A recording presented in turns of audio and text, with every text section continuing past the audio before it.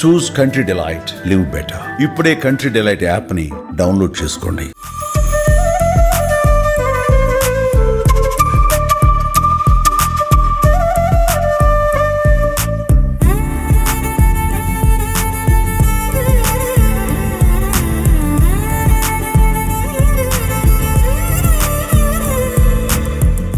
దసరా అంటే విజయవాడ అందరికీ గుర్తొస్తుంది. రీజన్ ఏంటంటే విజయవాడలో అమ్మవారు ప్రపంచవ్యాప్తంగా ఫేమస్. అలాగే ఇప్పుడు గణపతి నవరాత్రి ఉత్సవాలు అంటే వినాయక చవితి వస్తుందంటే దానికి కూడా ఇప్పుడు విజయవాడే గుర్తుకొస్తుంది. దాని ప్రధాన రీజన్ ఏంటంటే నా వెనకాల కనబడుతున్న 72 అడుగుల భారీ మహాగణపతి.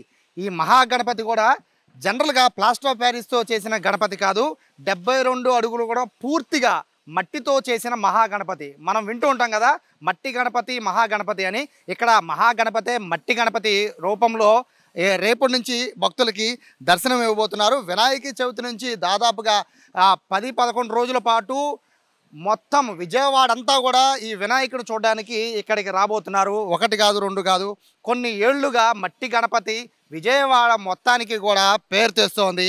ఒక పక్కన 72 అడుగుల ఈ భారీ మట్టి గణపతి కోసం దాదాపుగా నెల రోజులుగా ఇక్కడ వందలాది మంది శ్రమిస్తూ ఉన్నారు.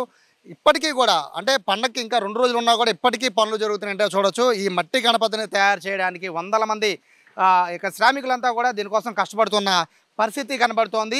అక్కడ మనకు ప్రత్యేకత ఏంటంటే కేవలం ఈ మట్టి మాత్రమే, అంటే ప్లాస్టర్ ఆఫ్ ప్యారిస్ని వాడకుండా మట్టిని మాత్రమే వాడడం కాదు, ఇక్కడ కనబడుతున్న కలర్స్, ఈ వినాయకుడికి కనబడుతున్న కలర్స్ కూడా పర్యావరణానికి హాని చెయ్యని కలర్స్నే వాడుతున్నారు. మొత్తం మీద విజయవాడకి పేరు తీసుకురావడంలో ఈ మహాగణపతి కూడా ఒక భాగం. అందులో పూర్తి క్రెడిట్స్ ఇవ్వాల్సింది డూండి గణేష్ సేవా సమితికి సంబంధించిన కన్వీనర్ అధ్యక్షులు ఉన్నారు డూండి రాకేష్. సార్ మీ ఇంటి పేరే డూండి రాకేష్, డూండి గణేష్, మొత్తం అంతా ఒకటైపోయింది. 72 అడుగుల గణపతి. సో చెప్పడానికైతే ఇంట్రడక్షన్ ఇచ్చానండి. ఈ మట్టిని ఎక్కడ తీసుకొచ్చారు, అలాగే ఎంతమంది పనిచేస్తున్నారు, ఎన్ని రోజులు పనిచేస్తున్నారు, వివరాలు తెలపండి. నేను క్లియర్గా చెప్తానండి. డూండి అనేది మా ఇంటి పేరు కాదు. డూండి అనేది కాశీలో శివుణ్ణి దర్శించుకునే ముందు డుండి గణపతిని దర్శించుకుంటారు. ఇక్కడ ఒక ఆర్గనైజేషన్ స్టార్ట్ చేయాలి అని మేము అంతా అనుకున్నప్పుడు, ఏం పేరు పెట్టాలి అనుకున్నప్పుడు ఆ వినాయకుడి పేరుని ఈ సంస్థకు పెట్టడానికి డుండి గణపతిగా మనం పేరు జరగండి. అక్కడి నుంచి ఆర్గనైజేషన్ నేను నడుపుతా కాబట్టి అందరూ కూడా డూండి రాకేష్ అనే పిలవడం జరుగుతుంది. ఇది ఈ సంస్థ యొక్క లోతుగా ఉన్న కారణం. అలాగే లెక్కేస్తే ప్రతి సంవత్సరం మనం చేస్తానంటే ఈ సంవత్సరం కూడా 72 అడుగుల కార్యసిద్ధి మహాశక్తి గణపతిని ఇక్కడ ఏర్పాటు చేసుకోవడం జరిగింది. అంటే ఎప్పుడు కూడా పెద్ద వినాయకుడు అంటే రుంచున్న వినాయకుడినే చూస్తాం మనం ఎక్కడ చూసినా కూడా. కానీ పైఓపి విగ్రహాలు ఎందుకు వాడుతున్నారు, మీరు ఎందుకు విగ్రహాలు రుంచున్న విగ్రహాలు కానీ కూర్చున్న విగ్రహాలు కానీ ఎందుకు మట్టి వినాయకుడు మార్చట్లేదంటే, కూర్చున్న బొమ్మలు దొరకట్లేదని మట్టిలో కూర్చున్న అవ్వవంట అని చెప్పని ఓ కొత్త రకం లేదు. ఈసారి మేము 72 అడుగుల్లో కూర్చున్న గన్నాథుని ఏర్పాటు చేస్తాం. కావాలంటే చూడండి, కైలాసం నుంచి అటుపక్క శివుడు, ఇటుపక్క పార్వతీదేవి రూపమైన శ్రీ కన్యకా పరమేశ్వర అమ్మవారు, వారిద్దరితో కలిసి వినాయక స్వామి ఇక్కడికి వచ్చి విజయవాడలో ఈ గ్రౌండ్లో తెస్టేసి 11 రోజులు వారు కోరుకున్న కోరికలు తీర్చే విధంగా, ఆశీర్వచనం చేసే విధంగా ఇక్కడ కూర్చున్న గన్నాథుని ఏర్పాటు చేసాం. ఈ గన్నాథుని ఏర్పాటు చేయడానికి దాదాపు 35 టన్నుల ఐరన్ వాడాం. మొత్తం లోపల ఫిజికల్గా లోపల స్ట్రక్చర్ అంతా కూడా స్ట్రాంగ్ బేస్తో మనం ఏర్పాటు చేయడం జరుగుతుంది. ఈ దిక్కొండ కింద 2 అడుగుల మందం స్లాబ్ వేయటం జరిగింది. కాంక్రీట్తో ఒక లెవెల్ స్లాబ్ వేయటం జరిగింది. అక్కడి నుంచి లోపల ఇంటర్నల్గా వాటర్ పంపింగ్ సిస్టమ్, అంటే ఇక్కడ నిమజ్జనం చేయటం అంటే వినాయకుడు ఇక్కడి నుంచి ఎక్కడికి తీసుకెళ్ళాం. మేము పెట్టిన కొత్త పద్ధతి ఏంటంటే, ఎక్కడైతే మీరు వినాయకుడిని చూస్తున్నారో ఇక్కడే పైనుంచి నవాభిషేకాలతో స్వామివారికి నవాభిషేకాలు చేసి వాటర్ పంపింగ్ పద్ధతి లోపల ఫిన్సింగ్లో వాటర్ పైపులు పెట్టాం. దాని నుంచి వాటర్ ఫోర్స్ కొడతాం. బయట నుంచి ఫైర్ ఇంజన్ ద్వారా మళ్ళీ వాటర్ దాని మీద పంపింగ్ చేసి ఆ మట్టి అంతా కూడా కిందకు వచ్చే ప్రయత్నం చేస్తాం. తెల్లారి మళ్ళీ కింద నుంచి మట్టి ప్రజలకు పనిచేస్తాం. దీన్ని వాడటానికి ఈ క్లే ఏదైతే ఉందో ఇది మనకి బయట నుంచి రావడం జరిగింది. గుజరాత్ నుంచి స్పెషల్ క్లే, బాంబే క్లే అని ఉంటుంది, దాని పేరే బాంబే క్లే. ఆ గుజరాత్ నుంచి మట్టిని తెప్పించడం జరిగింది. దానికన్నా ముందు ఈ ఐరన్ స్ట్రక్చర్ చుట్టూ మనం మెస్సు చుట్టడం జరుగుతుంది. మెస్సు తర్వాత ఎర్రమట్టి అద్దుతాం. ఎర్రమట్టికి గణపనార, వరి పొట్టు ఇవన్నీ కూడా గ్రైండింగ్ చేసిన నల్లమట్టి ఈ క్లేతో చేసి చివరికి ఏదైతే ఉందో ఫినిషింగ్ చేసి ఇప్పుడు ఇవన్నీ కూడా పెయింటింగ్లు, న్యాచురల్ కలర్స్. ఇది కూడా ఎవరికి హానికరం కాకుండా, ఇప్పుడు సహజంగా మీరు పెయింట్లు చూస్తే ఎక్కడైనా గోడలే ఉంటే పెయింట్లు అచ్చులు ఓడతాయి. కానీ ఇక్కడ మీరు రేపు నిమజ్జనం రోజు కూడా చూడొచ్చు, ఈ అచ్చు ఎక్కడా ఓడదు. యాజ్ ఇట్ ఈస్గా వాటర్ పడ్డ అరగంటకి మట్టితో పాటు కిందకు వచ్చేస్తాను అనమాట. సో న్యాచురల్ పెయింట్స్ అనమాట, దీనిలో ఉన్న కోణం అది. ఎంత మట్టి వాడారు, ఎక్కడి నుంచి తీసుకొచ్చారు? మీకు మట్టి వచ్చేసి బాంబే క్లే వచ్చేసి 26 టన్నులు పట్టిందండి. మనం అక్కడి నుంచి తీసుకొచ్చాం, గుజరాత్ నుంచి. ఇక్కడ దాదాపు 5 లారీల ఎర్రరేగిడి మట్టి దొరికింది. నల్లరేగిడి మట్టి కూడా ఒక 11 లారీలు పట్టినాయండి, 11 ట్రాక్టర్లు. సారీ, ఇదైనా అదైనా ట్రాక్టర్లే.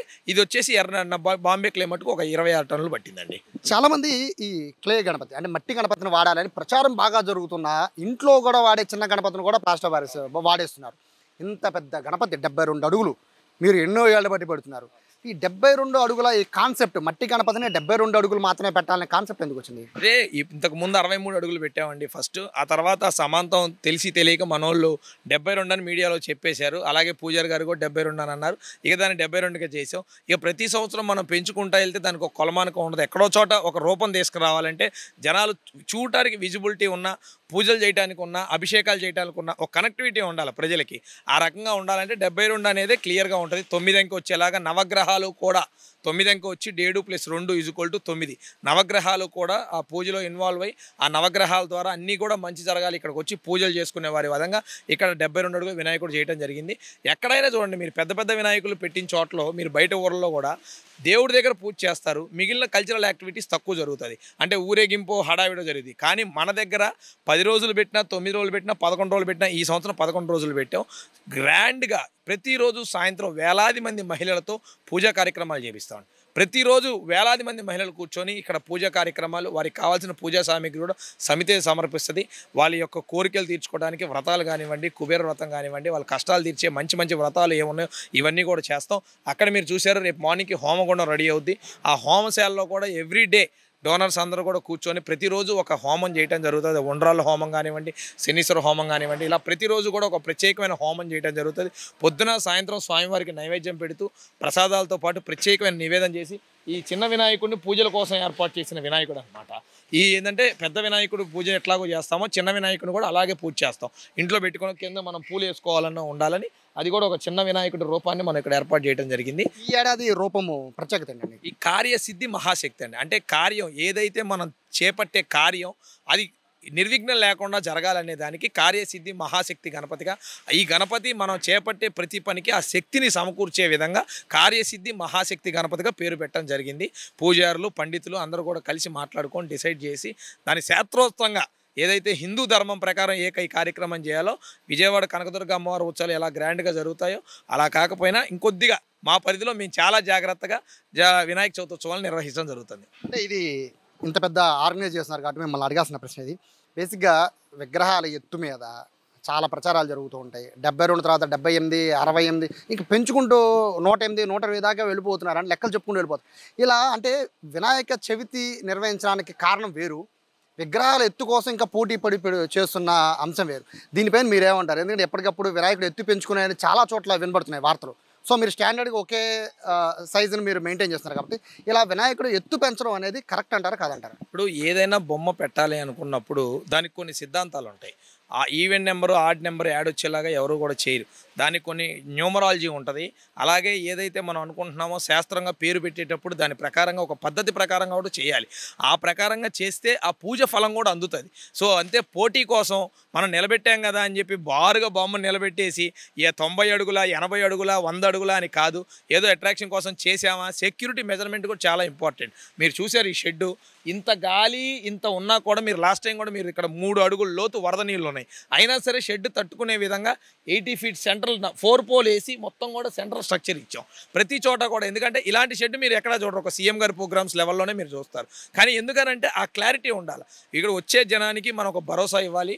కార్యక్రమం చేసేయటమే కాదు, ప్రజలకి ఆ నమ్మకం కలగాలి. దేవుడి యొక్క భరోసాతో కార్యక్రమం కూడా ఘనంగా జరగాలంటే శాస్త్రోతంగా అంటే న్యూమరాలజీ కానివ్వండి, ఇటు ఆస్ట్రాలజీ కానివ్వండి, ఇప్పుడు టూర్ ఫేస్ పెట్టాం, ఈశాన్యం వచ్చేలాగా చూసి మేము బిట్ కట్ చేసి ఎంట్రీ ఎటు ఉండాలనేది ప్రతిదీ కూడా ఒక టెక్నికల్గా వాస్తు కూడా చూయించుకొని దాని ప్రకారంగా మటుకే మేము చేసుకుంటూ వెళ్తున్నాం అని తెలియదు. 10-11 రోజుల పాటు వేల మంది భక్తులు వస్తున్నారు. విజయవాడలో ఆల్మోస్ట్ 60-70% పీపుల్ వచ్చి దర్శించుకుంటారు. సో ఇంతమంది వస్తున్నారు కదా, సో వాళ్ళకి సెక్యూరిటీ కానీ లేకపోతే వాళ్ళ టైమింగ్స్ కానీ లేకపోతే అదర్ యాక్టివిటీస్ కానీ వాటి గురించి చెప్పండి. ఇప్పుడు దీనిలో మాకు 4 రకాల టీమ్స్ ఉంటాయండి. ఒకటి పోలీసు వారి సహాయ సహకారాలు తీసుకుంటాం. రెండోది మేము ప్రైవేట్గా సెక్యూరిటీని పెట్టుకుంటున్నాం. ప్రతిసారి ఒక 50 మంది ప్రైవేట్ సెక్యూరిటీ డైలీ మా దగ్గర ఉంటారు. ఈ ప్రైవేట్ సెక్యూరిటీ పెట్టుకుంటాం. 2 క్యూ లైన్లోకి అక్కడ ఎంటర్ అయిన భక్తుడు మళ్ళీ ఇటు నుంచి ఇదే క్యూ లైన్లో మళ్ళీ బయటికి వెళ్ళిపోతారన్నమాట. ఓన్లీ ఇక్కడ డోనర్స్, విఐపి ఎంట్రీస్, పూజల కోసం వచ్చేవాళ్ళు మటుకు ఈ సైడ్ నుంచి మేము ఎంట్రీ ఇచ్చామన్నమాట. మిగిలిన వారందరూ కూడా ఇక్కడ దాకా రావడానికి. సో ఇక్కడ ఎదురుగా ఒక పెద్ద స్టేజ్ ఏర్పాటు చేసి అక్కడి నుంచి అందరూ కూడా ఫోటో దిగే ప్రయత్నం ఏదైతే ఉందో ఆ ఫోటోలు దిగే ప్రయత్నంగా దాన్ని అన్నీ కూడా మనం ఏర్పాటు చేయడం జరుగుతూ ఉంది. సో పబ్లిక్ అక్కడ ఎంట్రీ అయిన దగ్గర నుంచి బయటికి క్యూ లైన్లు మూవ్ అయ్యి బయటికి వెళ్ళేంత వరకు కూడా వాలంటరీ సిస్టమ్ ఉంటుంది. కమిటీ మెంబర్స్ ఉంటారు, సేవ చేసేవాళ్ళు, పూజ సేవలు చేసేవాళ్ళు ఉంటారు. ఏ టీంకి ఆ టీం పెట్టి మొత్తం కూడా 11 కమిటీలను వేయటం జరిగింది. ఈ టీంలన్నీ కూడా ఏ టీం ఆ టీం వాళ్ళ విధి విధానాల్లో టైమింగ్ ప్రకారం వాళ్ళు పనిచేసి సక్సెస్ చేస్తారు. టైమింగ్స్ ఏమన్నా దర్శనానికి ప్రత్యేకమైన టైమింగ్స్ ఏంటండి, ఉదయం 6:30, 7 గంటల నుంచి స్టార్ట్ అవుద్ది. రోజు కూడా ఉదయం పూజ చేస్తాం. పూజ అయిపోగానే హోమాలు జరుగుతాయి. 6:30, 7 నుంచి నైట్ 10:30, 11 వరకు పబ్లిక్ని బట్టి ఫ్లో ఉంటుంది.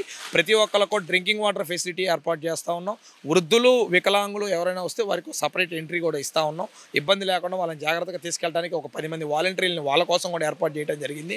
ఎక్కడా కూడా ఎవరైనా సరే ప్రెగ్నెంట్ ఉమెన్స్ వచ్చినా వీళ్ళందరూ కూడా సపరేట్గా తీసుకోవాలన్న ఒక ఉద్దేశంతో వాళ్ళకు కూడా సపరేట్ లైన్ జరిగింది. సో వాటర్ కానివ్వండి, ప్రసాదం ప్రతిరోజు దేవుణ్ణి దర్శించుకున్న తర్వాత ఆ ఆత్మీయత ప్రసాదంలో మనకు కనబడుతుంది. అలాంటిది భక్తి శ్రద్ధలతో మనం ప్రసాదాలు ఏర్పాటు చేసి జనాలకి ఇక్కడ ఫ్రీ ఫెసిలిటీగా ఏర్పాటు చేసి సంస్థ తరపున కూడా ఎంతమంది వచ్చినా వేలాది మంది భక్తులకి డైలీ కూడా ప్రసాద వితరణ చేస్తూ ఉన్నాం. ఆఖరి రోజు ఏదైతే 6వ తారీఖు నిమజ్జనం రోజు ఉందో మధ్యాహ్నం కొన్ని వేల మందికి ఇక్కడ అన్నదానం కూడా గ్రౌండ్లో ఏర్పాటు చేసి చేస్తాం. నిమజ్జనం రోజు ఇక్కడే మీరు చూస్తున్న గ్రౌండ్ అంతా కూడా ఏసీ మహిళలందరితో కూడా ఒక 2 నుంచి 3 వేల మంది మహిళలు ఇక్కడ ఒకేసారి స్వామివారికి హారతి ఇచ్చి నిమజ్జనానికి మొదలు పెడతారని కూడా తెలియజేస్తూ ఉన్నాను. ఫైనల్గా అంటే చెప్పాలనిపిస్తే చెప్పండి, ఓవరాల్గా ఎంత ఖర్చు అవుతుంది అనేది ప్రతి ఒక్కళ్ళు మధ్యలో మెదులుతూ ఉంటుంది. సో ఈ విగ్రహానికి ఎంత ఖర్చు అవుతుంది, 11 రోజులు ఎంత ఖర్చు అయ్యే అవకాశం? మొత్తం మీద మేము ఆల్మోస్ట్ దాదాపు 1.5 కోటి వరకు మాకు ఖర్చు అవుతుందండి. ఇది ఎందుకనంటే గవర్నమెంట్ కూడా మేము ఈ స్థలం ఉంది, ఇది గవర్నమెంట్ స్థలం, ప్రస్తుతానికి 11 ఎకరాల సైట్ ఇది. ఈ సైట్కి కూడా మేము గవర్నమెంట్కి రెంట్ కట్టే తీసుకుంటాం. కరెంటు బిల్లు ఉంటుంది, సాయంత్రం లైటింగ్ వర్కర్స్, ఇలా 1.5 కోటి రూపాయలు మనకి ఇక్కడ ఖర్చు అయినా కూడా ఈ 1.5 కోటి ఇంకొక రూపంలో పబ్లిక్లోకి వెళ్తుంది. సో ఇక్కడ ఏదైనా భక్తిని ఎంత ఇంపార్టెంటో మానవత్వం కూడా మనకి ఇంత ఇంపార్టెంట్. ఇది బేస్ చేసుకొని స్టేజ్ వర్కర్ల దగ్గర నుంచి, లైటింగ్ వర్కర్ల దగ్గర నుంచి, ప్రసాదం వంటలు చేసే వర్కర్ల దగ్గర నుంచి, మీరు చూస్తున్నారు వెల్డింగ్ స్ట్రక్చర్ నడుస్తుంది. ఒక గ్రౌండ్ లెవెల్ మైన్యూట్ వర్కర్కి ఒక వర్క్ క్రియేట్ చేసే విధంగానే ఇక్కడంతా కూడా ఇప్పుడు ఇక్కడ 115 మంది లేబర్ పనిచేశారు టోటల్. మీరు ఒరిస్సా వాళ్ళ దగ్గర నుంచి తీసుకోండి, ఇక్కడ ఏపీ వాళ్ళు తీసుకోండి, హైదరాబాద్ వాళ్ళు తీసుకోండి, 3 స్టేట్స్ వాళ్ళు కలిపి 115 మంది టీం పనిచేశారు. ఒక్కొక్కళ్ళు ఒక స్ట్రక్చర్ అనమాట. షెడ్ ఉంది, షెడ్ ఒక వర్క్ అది. సో ఇలా వర్కర్స్ అందరికి కూడా వెసులుబాటు ఉండే విధంగా ఏదైనా ఏంటంటే 10 మందికి ఉపాధి కల్పించడమే మా బాధ్యత. సో ఖర్చు మాకు పోయినసారి వచ్చినంతే ఈసారి కూడా వస్తాను అనుకుంటున్నాం. సో ఎంత ఖర్చు అయినా పర్వాలేదు, మాకు అది ప్రాబ్లం కాదు. మేమందరం కమిటీ సభ్యుల్లో మాలో మేమే తలా ఎంత వేసుకొని మేము కంప్లీట్ చేసుకుంటాం. కానీ విజయవాడలో పెట్టే గణనాథుడికి మటుకు ఓ ప్రత్యేకమైన పేరు, గుర్తింపు ఉంది. దాన్ని అలానే ముందుకు తీసుకెళ్లాలని కోరుకుంటున్నాం. ఇలా మరిన్ని ఇయర్స్ దీన్ని కంటిన్యూగా కొనసాగించాలి. సో 1 కాదు 2 కాదు ఎన్నో ప్రత్యేకతలు ఉన్నాయి ఈ 72 అడుగుల మహాగణపతికి. దాదాపుగా 1.5 కోటి పైగా ఖర్చు పెట్టామని చెప్తున్నారు. 150 మందికి పైగా మొత్తం ఒడిశా, ఆంధ్రప్రదేశ్ అలాగే తెలంగాణ నుంచి వర్కర్లు వచ్చి పనిచేస్తున్నారు. నిర్విరామంగా నెల రోజుల నుంచి వర్క్ జరుగుతోంది. సో వినాయక చవితి తెల్లవారుజామున 6 గంటల నుంచి దర్శనానికి భక్తులను అనుమతిస్తారని చెప్తున్నారు. ఓవరాల్గా చూస్తుంటే ఇటువంటి భారీ గణపతి అయితే ప్రస్తుతానికైతే ఆంధ్రప్రదేశ్లో ఎంత ఎత్తైన గణపతి అయితే ప్రస్తుతానికి ఎక్కడ లేదు. అది కూడా మట్టి గణపతి. నిమజ్జనం రోజు కూడా పైనుంచి ఏదైతే పైన స్పెషల్గా వాటరింగ్ సంబంధించి అంటే పైనుంచే వాటర్ ఫ్లో అయ్యే విధంగా కరిగిపోయి మట్టి అంతా కూడా కిందకు వచ్చే విధంగా కూడా పైన ఏర్పాట్లు చేశారు. అత్యంత అద్భుతంగా నిర్మాణాన్ని అయితే ఇక్కడ చేపట్టడం జరుగుతోంది. భక్తులకైతే వినాయక చవితి ఉదయం 6:30 నుంచి భక్తులకైతే ఎంట్రీ ఉంటుందని చెప్తున్నారు. ఫైనల్ రోజు దాదాపుగా 30,000 మంది నుంచి 40,000 మందికి పైగానే అన్నం సంతర్పణ చేసే అవకాశం కూడా ఉంది. లాస్ట్ ఇయర్ అదే విధంగా చేశారు కాబట్టి ఈసారి కూడా అదే చేస్తామని చెప్తున్నారు. విజయవాడకి అయితే ఈ మట్టి మహాగణపతి అయితే ప్రత్యేక ఆకర్షణగా నిలుస్తుంది అని చెప్పడానికైతే ఎటువంటి సందేహం లేదు. కెమెరా పర్సన్ కిషన్తో సాయి, సుమన్ టీవీ, విజయవాడ నుంచి.